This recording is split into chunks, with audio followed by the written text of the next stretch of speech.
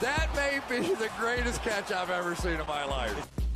Okay, so yesterday we went through and we gave our initial reactions to the Russell Wilson trade, and I essentially just went, I think, no, we were all over the place. I really didn't have an exact answer of where we were moving these players in our rankings, the exact impact Russell Wilson would have for the Denver Broncos.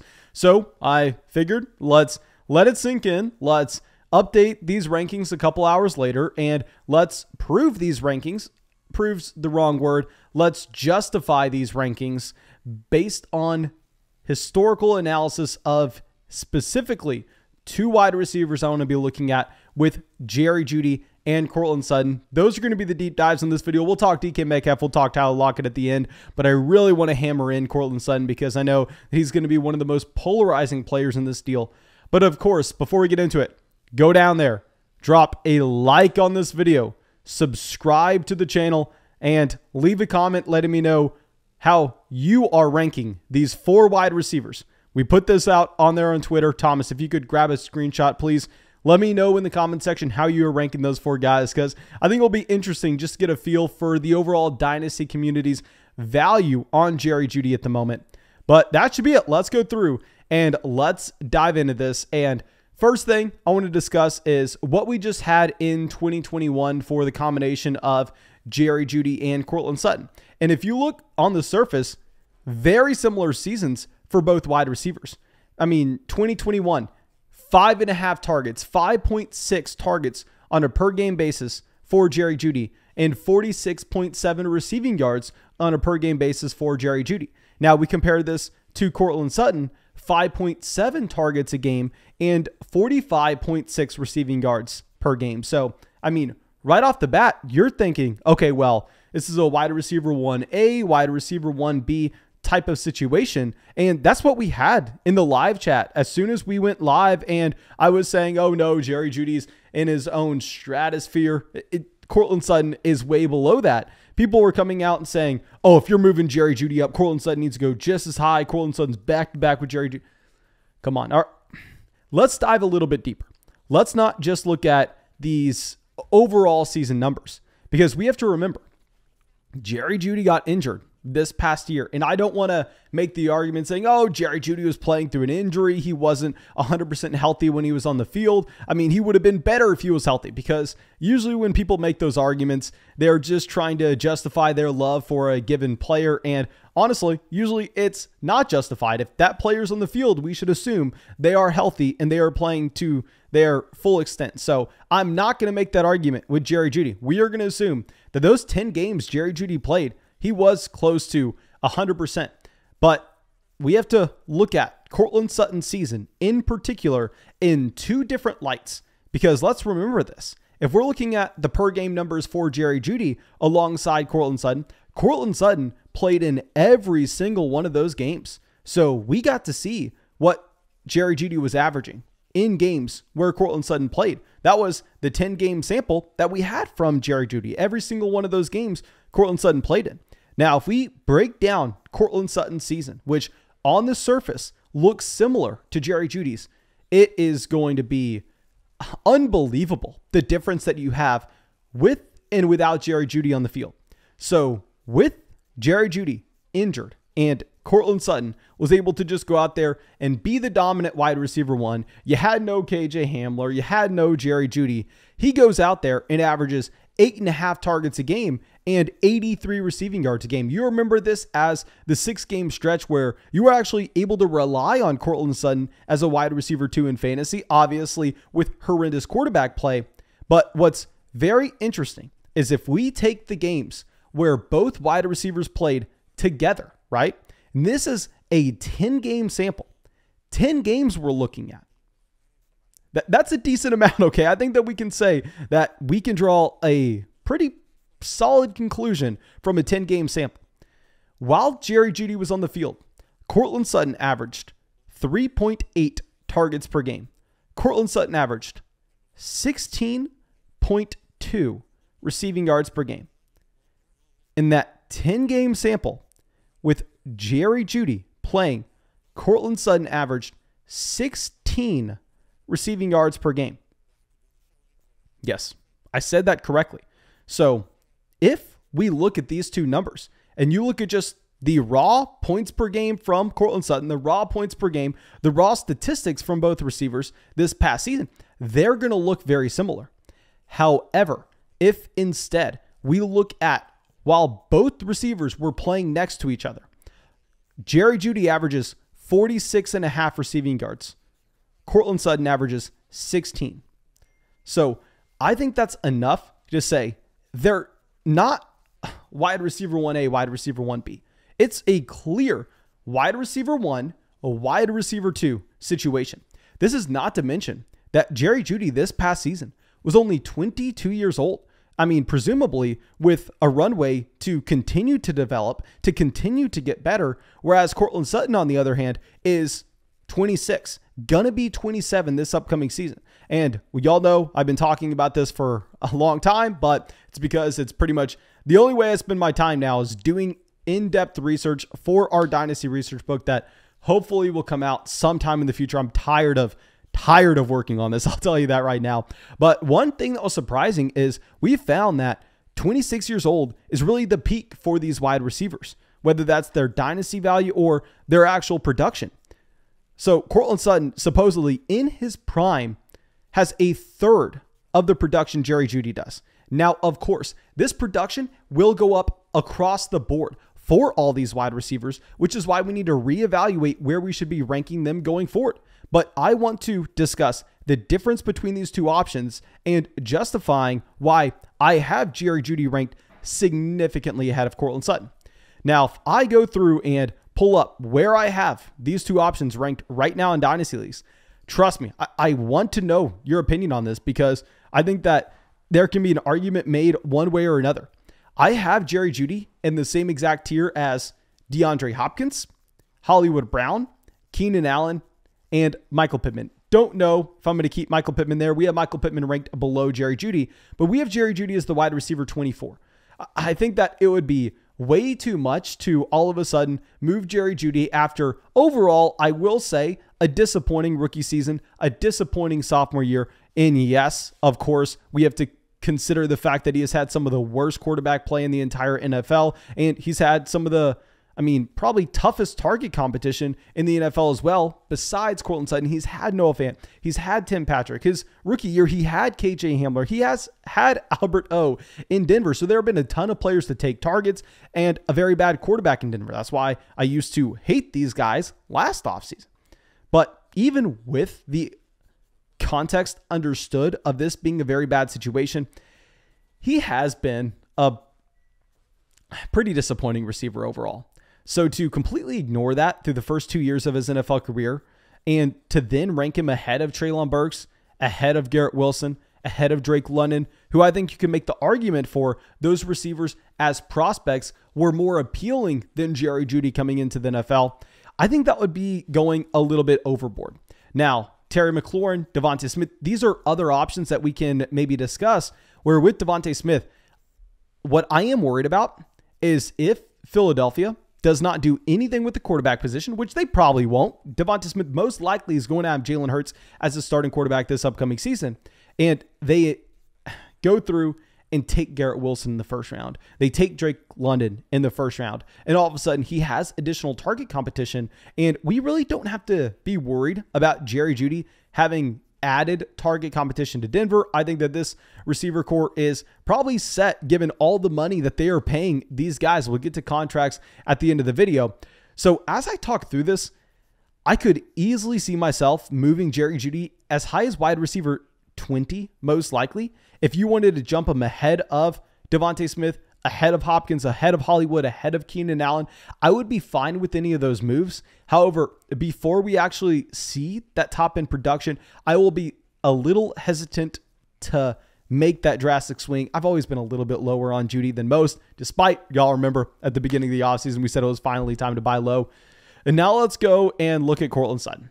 And I know we are going to get hate for how low I have ranked Courtland Sutton, but before we even get to this ranking, we have to address the other parts of this situation.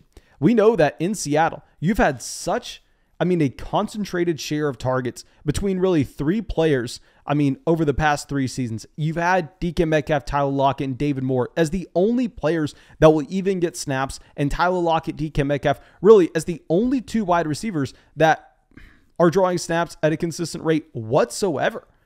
Now, it's different in Denver. You are going to have Jerry Jeudy as the wide receiver 1, and Courtland Sutton will be the wide receiver 2. But it's not going to be that situation where all of a sudden you have nobody behind him on the depth chart. Instead, there are going to be targets being dispersed between the wide receiver 3, the wide receiver 4, the tight end, and the running back. This is going to be a very spread out target tree. So even if Russell Wilson, throws for more yards and has an uptick in pass attempts per game in Denver than he did in Seattle, we still can't be as excited about the top 2 options in Denver, given the fact that Tim Patrick, KJ Hamler, and Albert O, I promise you, they'll be getting targets. It 100% matters.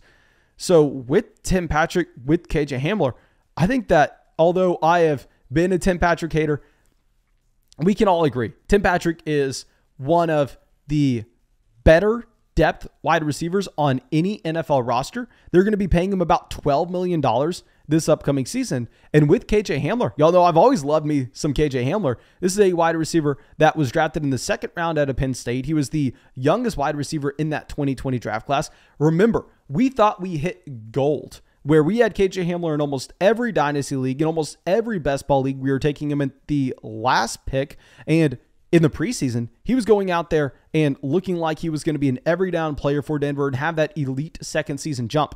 However, he goes down for the year. In the preseason with the torn ACL. KJ Hamler will be back this upcoming season.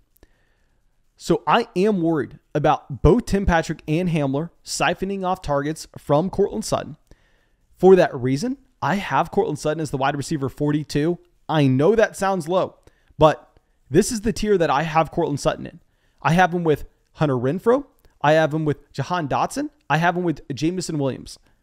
If you wanted to move Sutton above that, by all means, you are free to. But I know that most people are going to have Courtland Sutton ahead of this spot in these rankings because he's the big-bodied wide receiver, because people previously valued him as, a top 3 round dynasty startup pick back in 2019, but that was always a bad value. If you looked at Courtland Sutton, while yes, his 2nd year in the NFL, he eclipsed 1,000 receiving yards. It was very similar to Terry McLaurin. He had no target competition, and he played all 16 games. So if you looked at a points per game standpoint, Courtland Sutton wasn't anything special. Courtland Sutton was a high-end wide receiver 3 that season. I believe he was the wide receiver 25 on a per game basis. The best you've ever seen from Courtland Sutton. He's a low-end wide receiver 2, high-end wide receiver at his peak.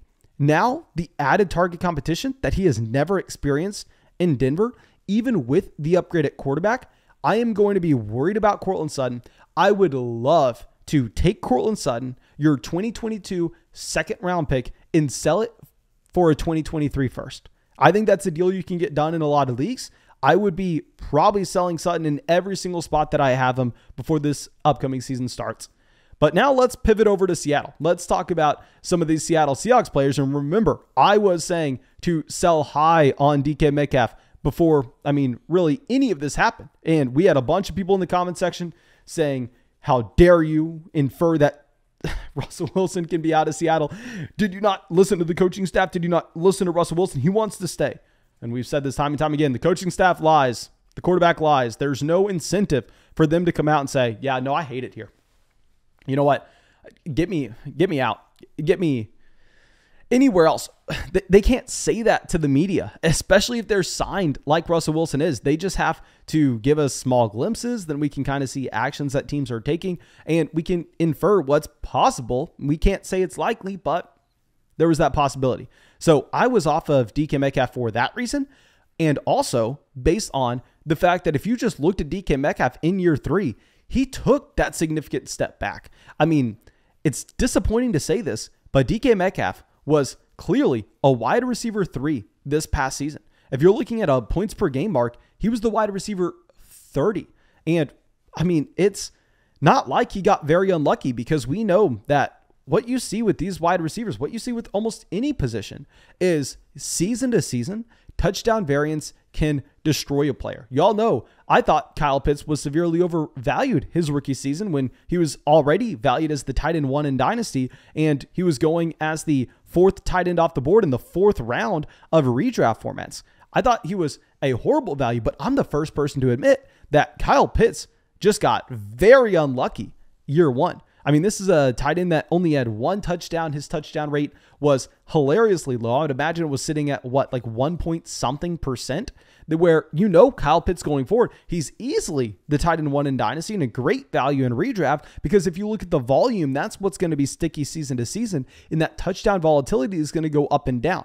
Now, the easiest way to see that touchdown volatility go up and down, I mean, of course, you just have that natural math going with it, but especially if you get a significant downgrade at the quarterback position, which DK Metcalf will see. DK Metcalf, the wide receiver 30 last year, off of 7.5 targets a game, so it's not like he's drawing an incredible amount of targets, 56 receiving yards a game, and 9.3% of his targets converted over to touchdowns. Now, of course, I'll be the first person to admit DK Metcalf should have a higher touchdown rate than league average, than someone like Hunter Renfrow, based on the fact that, he's 6'3", 6'4". He's, probably one of the fastest receivers in the NFL as well. Of course, his touchdown rate's going to be higher than average, but you can't keep it at that elite mark season after season after season. So that touchdown rate was most likely coming down regardless. His baseline was a wide receiver 3 this past season, going in the 2nd round of startups. Of course, that was a bad pick. So I didn't really have to move DK Metcalf down that much in our rankings. We moved him. We already had him behind Deontay Johnson, behind Stephon Diggs, behind T. Higgins. We already had him down there at wide receiver 13. I moved him 2 tiers down, which I want to say tiers because obviously our rankings are broken into tiers, and we have him down there as wide receiver 15 now. I have him behind Chris Godwin and right ahead of Treylon Burks, Garrett Wilson, and Drake London. And I would imagine if Seattle takes Malik Willis at pick 9, which I don't think that'll be a great thing for DK Metcalf. I'll love Malik Willis himself with his fantasy value based on his rushing production, but I don't expect him to be a high volume passer. And we see Treylon Burks or really any of these rookie wide receivers find a nice landing spot, I could easily see DK Metcalf falling behind one of these receivers or two. But yeah, we have DK Metcalf moving down from the wide receiver 13 to the wide receiver 15. I know it doesn't sound like we moved him down that much, but we were already very, very low on him because we were, I don't want to say expecting this, but we understood that it was a possibility. Now, Tyler Lockett is someone that we had to drop down a considerable amount. I believe we had Tyler Lockett hovering around the wide receiver 35, 36 before this, but we moved him down to wide receiver 43. I currently have him in a tier of his own between Robert Woods, Brandon Cooks, and Juju Smith-Schuster, and Hunter Renfrow, Jahan Dotson, Jameson Williams, Cortland Sutton on the top tier. Lockett is the hardest player to rank out of this entire grouping. I believe the majority of the Dynasty community is almost just viewing Tyler Lockett as a one-for-one attachment with Russell Wilson. I think the majority of the Dynasty community is most likely going to say that DK Metcalf will be fine and Tyler Lockett is the one that's going to get hurt by not having Wilson there based on chemistry, based on yada, yada, yada. I can't prove that. I can't come out here and say that's true or false with really any indicators. We've never seen Metcalf in the NFL without Wilson. We've never seen Lockett in the NFL without Wilson. So what I would say with this entire situation is Lockett had less targets per game last year than Metcalf. He was much more efficient on a yards per target basis, which given his average depth of target, that would make sense. He's 30 years old, so we have to skew him down just because, I mean, if you're viewing Tyler Lockett in terms of just what roster you want him on a contending team. And, you know, as I say this, he's probably not someone you can draft over Brandon Cooks in a redraft league. Brandon Cooks is younger. Juju Smith-Schuster, I mean, probably is not going to have the same points per game this upcoming season, but won't be that far off. And Juju's like 5 years younger. You know what? I have to move Tyler Lockett further than this. It pains me to do it, but as we talk through it, and I know I had these rankings quote unquote set before we made this video, I don't think I can have an explanation for really having Lockett ahead of some of these guys. So I'm going to move Brandon Cooks above him. I'm going to move Juju above him as well. I think we have Tyler Lockett as wide receiver 46. Pains me to say it. I think he's one of the most polarizing players this upcoming season. I'd love to know your opinion. But of course, thank you for watching the video. Go down there, drop a like. And if I was ever going to ask for you to leave a comment letting me know your thoughts. I definitely value them. Subscribe to the channel. Have a great day, and I'll see you with the video tomorrow.